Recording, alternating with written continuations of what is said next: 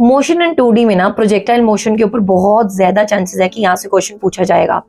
और प्रॉब्लम पता है क्या आती है कि हमें ना इसके टाइम ऑफ फ्लाइट, रेंज और मैक्सिमम हाइट के फॉर्मूलाज को याद करने में बड़ी दिक्कत होती है।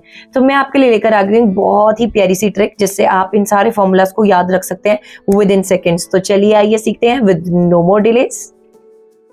तो बेटा अगर आपको दिया हो दैट प्रोजेक्शन आपका थीटा एंगल प्रोजेक्शन का जो है वो with respect to the horizontal है, यानी कि अगर हम एक्स एक्सिस के with respect to the angle of projection बात करें प्रोजेक्टाइल का, दैट इज थीटा। तो आपको पता है अगर u इनिशियल वेलोसिटी है तो इसके दो कंपोनेंट्स कंसीडर करेंगे। One will be along X axis that is u cos of theta and one will be along y axis that is u sin of theta. These are the two rectangular components.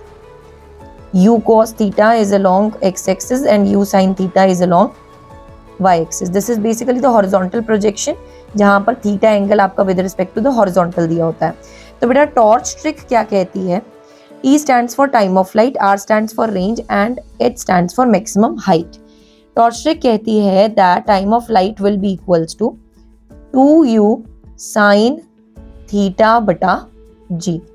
अगर आपको time of flight का formula याद हो जाता है तो बेटा range में आपको सिर्फ ये याद रखना है कि 2 जिस जगह से जाएगा वहां पर वो सर चढ़ जाएगा, यानी कि u का स्क्वायर हो जाएगा, साइन के साथ 2 थीटा आ जाएगा, डिनोमिनेटर में g। और बेटा मैक्सिमम हाइट के केस में अब जब u यहां से जा रहा है बेटा जी डिनोमिनेटर में, तो इधर क्या हो जाएगा, साइन स्क्वायर थीटा हो जाएगा और डिनोमिनेटर में आ जाएगा 2g। So with this trick आप याद रख सकते हैं time of flight, range and maximum height के फॉर्मूलाज। अब आप बताइए